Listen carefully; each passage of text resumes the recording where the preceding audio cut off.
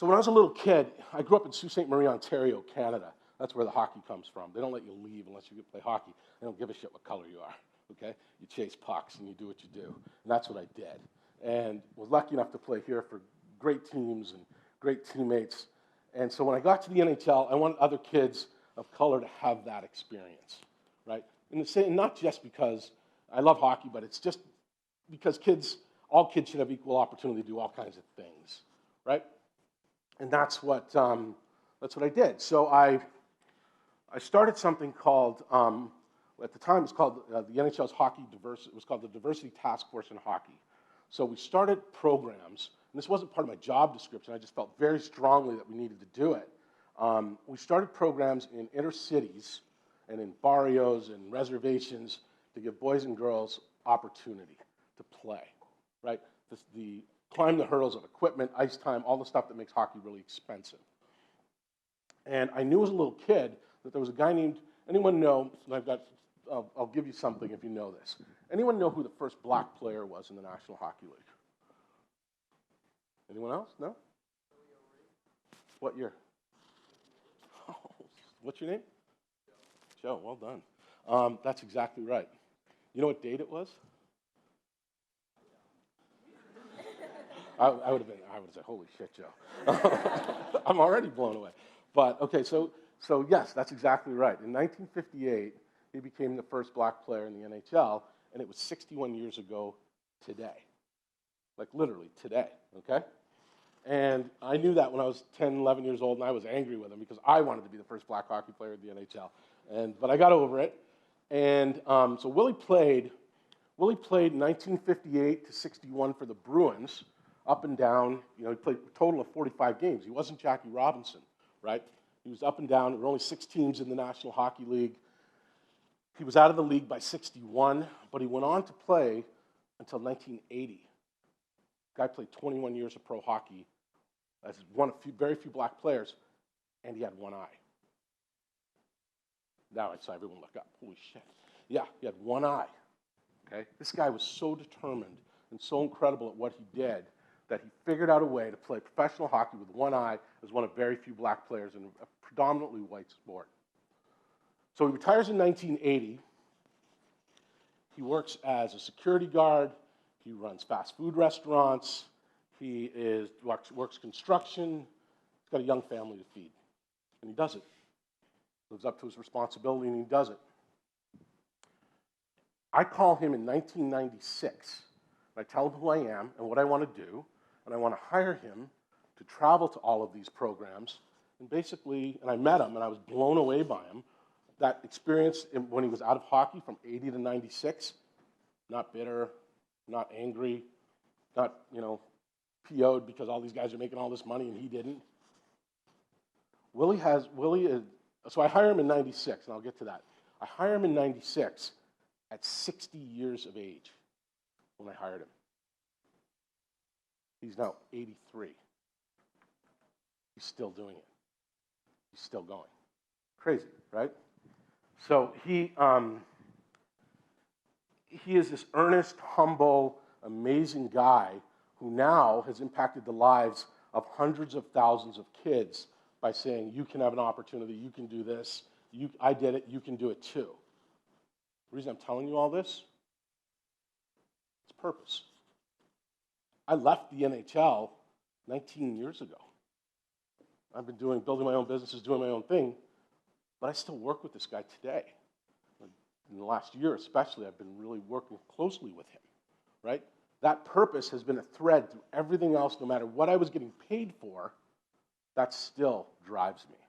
That's important to me because this guy, through what he's gone through, everything that he's done, and it's been hard, really, really hard for him, right? To kind of keep going and persevere and be a pioneer and overcome all of this garbage and all of this stuff over so many years that he had a chance to impact. He now has a chance he's impacted hundreds of thousands, millions of kids, millions of people.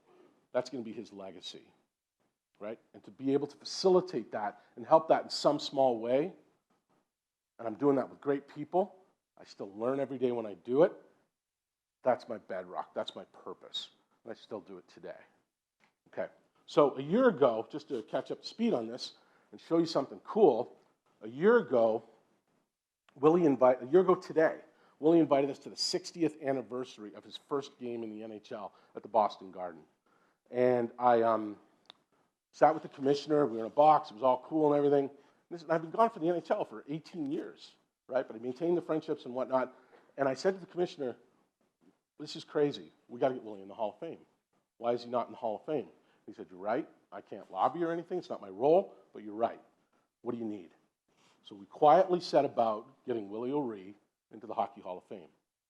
He got in November. That fills me, right? Moreover, I have a place in New York City, and I'm sitting on Brownstone in New York City, and I'm sitting on my stoop. My next-door neighbor walks by, brilliant documentarian, filmmaker, investigative journalist. Hey, how you doing, Brian? Hey, Laurence, how are you? We start talking, and I tell her what I just told you, and she looks at me and she says, we have to make this movie right now. I was like, you're right, we do. So, starting last February, we raised about $500,000, and we set out to tell Willie's story. I'll stop there for a second. I'll stop there and show you the trailer. In terms of this business of being the Jackie Robinson of hockey, have you had any troubles? Willie O'Ree of the Boston Bruins is the first Negro to play in the National Hockey League. 60 years ago, Willie O'Ree broke the color barrier in professional hockey. He changed the game forever. Why don't we have Willie O'Ree in the Hockey Hall of Fame? I had my opportunity because of people like Willie O'Ree. He was blind in one eye. I played with a lot of guys who weren't very good who had two eyes. You know, you'd be sitting in the penalty box and you'd hear the racial slurs. Someone called me an N-word on the ice. I don't stand for that. Willie is a hero. He's a hockey hero.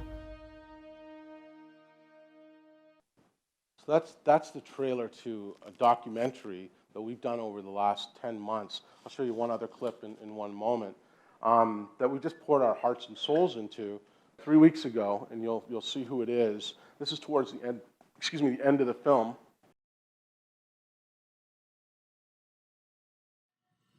That window might feel cold here coming in here somewhere. Yes, thank you. Fredericton blood gone. I get cold when I open the fridge. I have to stand sideways. Shoo! Nice to see some snow though again.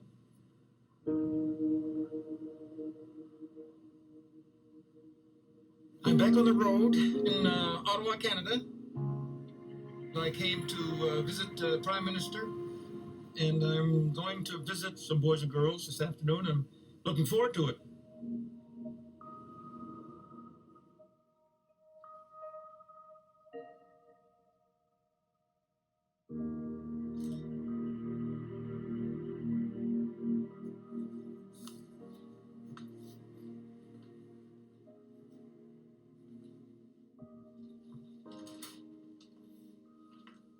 Hello, Willie. Oh, my goodness. Prime Minister, how are you, sir? Very well. What an honor to meet you. Well, it's my honor. No. Thank you so much for being here today. You're welcome.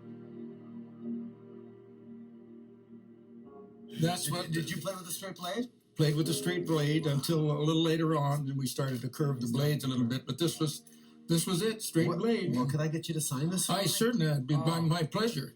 Here or here would be great. Well, right down here. Okay. And would you like Prime Minister? Say Justin. We're friends here. Okay.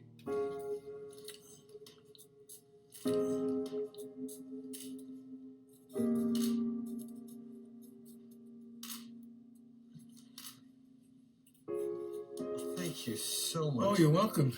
You're welcome. Just put the He could not have imagined when he was running a fast food restaurant, when he was managing a fast food restaurant, that that's where he'd be years later. And that I've had some small part in that. Again, purpose. That's what fills me. I just want people to see it and understand my friend's story. That's the important part, right? So you get what I'm talking about. I can't say it enough. Work for purpose, right? That's success. That defines who you are, not what you do.